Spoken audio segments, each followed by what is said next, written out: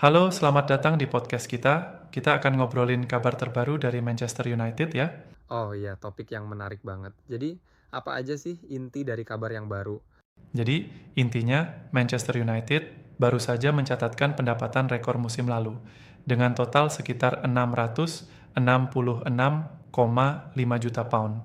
Walaupun di lapangan mereka mencatat kampanye terburuk dalam 51 tahun terakhir, ya. Mhm. Wah, iya. Jadi pendapatan mereka naik meskipun performa lapangan di bawah ekspektasi, ya. Iya, benar. Sungguh agak paradoks. Karena di satu sisi, klub menunjukkan kekuatan finansial, mereka bahkan bisa melakukan restrukturisasi dan memangkas 200 karyawan untuk menghemat biaya, sehingga mereka menghemat Ya, sekitar 51,5 juta pound. menarik ya. Jadi mereka mengorbankan biaya operasional demi menjaga pendapatan tetap melesat. Tapi, bukankah memangkas karyawan bisa berdampak negatif pada operasional klub juga? Itu pertanyaan yang bagus. Jadi, klub memang mengambil langkah sulit untuk menurunkan biaya operasional, termasuk memangkas gaji pemain hingga 25% karena kegagalan lolos Liga Ya, Champions. Hal ini merupakan bagian dari upaya menyeluruh untuk menjaga kesehatan finansial. jadi pendapatan komersial menjadi kunci di sini ya. Ada sponsor-sponsor hebat yang ikut andil kan? Betul, pendapatan komersial meningkat berkat sponsor kaos depan dari Snapdragon yang nilainya sangat tinggi dan juga peluncuran model e-commerce baru, yaitu SCAYL. Jadi, klub bisa memaksimalkan pendapatan dari berbagai sumber. Memang, dalam dunia olahraga, sponsor dan inovasi digital itu kunci utama.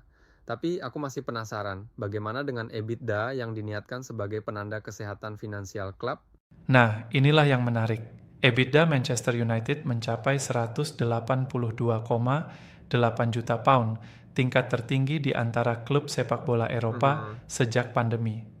Ini menunjukkan dari sisi bisnis murni, klub benar-benar solid dalam pengelolaan keuangan. Ya, tapi secara operasi dan performa di lapangan ada tantangan besar. Mereka finish di posisi ke-15 dan gagal lolos ke kompetisi Eropa. Bagaimana kamu melihat hubungan antara performa lapangan dan kesehatan finansial jangka panjang? Itu memang jadi dilema kan? Sementara keuangan klub kokoh, performa lapangan yang buruk bisa mengancam masa depan secara olahraga yang dalam jangka panjang akan berdampak ke pendapatan. Ya, Jadi, meskipun mereka tahan banting finansialnya, masalah di lapangan harus segera diatasi. aku setuju. Kalau performa di lapangan terus menurun, jangka panjang peluang kerja sama komersial dan sponsor bisa terganggu. Bagaimana strategi klub ke depan? Kepala Eksekutif, Omar Berada, menyatakan bahwa mereka sedang bekerja keras untuk meningkatkan semua aspek klub, termasuk performa di lapangan. Mereka berharap, dengan disiplin dan manajemen biaya yang ketat, hasil jangka panjang akan membaik. Mhm. Jadi, meski sekarang performa kurang memuaskan, mereka optimis bisa bangkit dengan fokus pada peningkatan di lapangan dan terus mempertahankan stabilitas finansial. Tepat sekali. Konteksnya, walaupun pendapatan dan nilai EBITDA menanjak, klub sadar bahwa investasi ke pemain dan tim kepelatihan harus ditingkatkan agar performa olahraga bisa kembali unggul. Ya, tapi aku punya pertanyaan. Kalau memangkas karyawan dan menurunkan biaya gaji pemain itu sudah dilakukan, bukankah itu juga bisa jadi faktor yang bisa mengikis moral internal dan performa tim? Itu poin yang valid. Memang, pemotongan biaya bisa menimbulkan dampak psikologis baik bagi karyawan maupun pemain.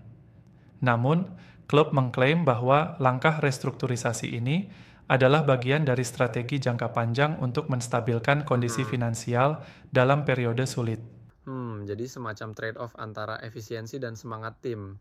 Menarik juga ya, bagaimana klub mencoba mengatur kedua aspek itu. Benar banget, karena mereka Ya, tahu bahwa jika tidak ada perbaikan di lapangan, pendapatan juga bisa menurun drastis di kemudian hari akibat kurangnya eksposur di kompetisi Eropa.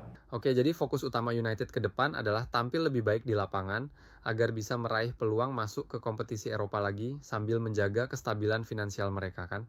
Iya, benar. Klub ingin kembali ke elite sepak bola Eropa dan meningkatkan hasil di lapangan, sehingga mendapatkan boost keuangan dari kompetisi bergengsi.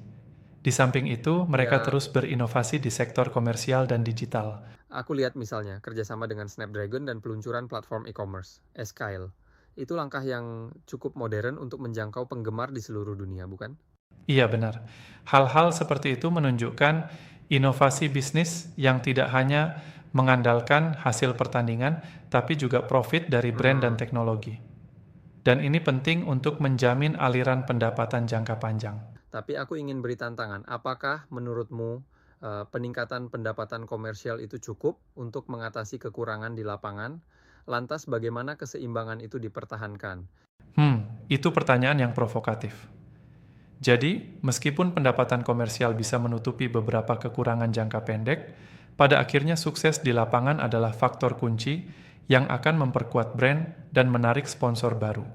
Ya, Jadi, keduanya harus berjalan bersamaan. jadi walaupun keuangan terlihat mengkilap, tanpa prestasi olahraga yang memadai, klub berisiko kehilangan momentum jangka panjang ya. Persis.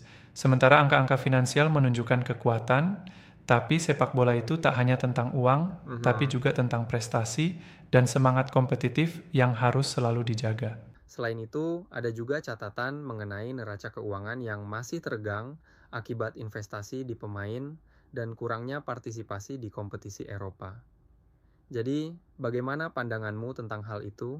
Itu menunjukkan bahwa meskipun klub menghemat biaya operasional, mereka masih harus mengeluarkan banyak dana untuk investasi di skuad. Dikarenakan kurangnya pendapatan dari turnamen Eropa, neraca keuangan mereka masih dalam tekanan. Ya, Disiplin pengendalian biaya harus terus menjadi prioritas. nah disinilah tantangan yang sebenarnya. Bagaimana mengelola investasi di pemain agar performa meningkat tanpa membebani keuangan klub? Mungkin ini saatnya untuk evaluasi kembali strategi pembelian pemain ya. Betul, strategi transfer dan pembelian pemain harus lebih selektif.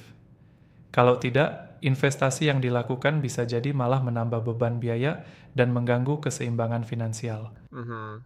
Aku juga baca bahwa setelah kekalahan 3-0 melawan Manchester City, United harus bangkit kembali dalam pertandingan melawan Brentford dan Sunderland sebelum jeda internasional. Betul nggak? Iya, situasi di lapangan memang sedang diuji. Ruben Amorim, pelatih, harus segera menemukan solusi taktis untuk mendapatkan kemenangan di sisa pertandingan dan membalikan momentum yang merugi. Ya, jadi di luar angka-angka keuangan, performa hasil pertandingan juga bisa jadi indikator untuk menarik kembali kepercayaan dan dukungan fans internasional, bukan? Betul, performa olahraga tentu menjadi penyakit dan obat bagi popularitas klub. Semakin baik performa, semakin besar peluang pendapatan tambahan dari tiket, merchandise, dan sponsor. Mhm. Akhirnya, bisa dibilang, ini semua adalah tentang menjaga keseimbangan antara kekuatan finansial dan kejayaan di lapangan. Tapi, jangan lupa, ekspektasi fans juga tinggi, jadi tekanan itu pasti terasa berat. Iya, benar. Fans dan masyarakat global mengharapkan performa yang konsisten.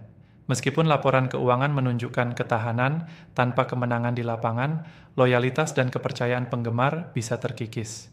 Ya, kesimpulannya, Manchester United sedang berada di persimpangan penting. Keuangan menunjukkan kekuatan yang luar biasa, tetapi performa lapangan harus segera diperbaiki agar klub bisa tetap dominan di level Eropa. Terima kasih sudah membahas topik yang sangat menarik ini.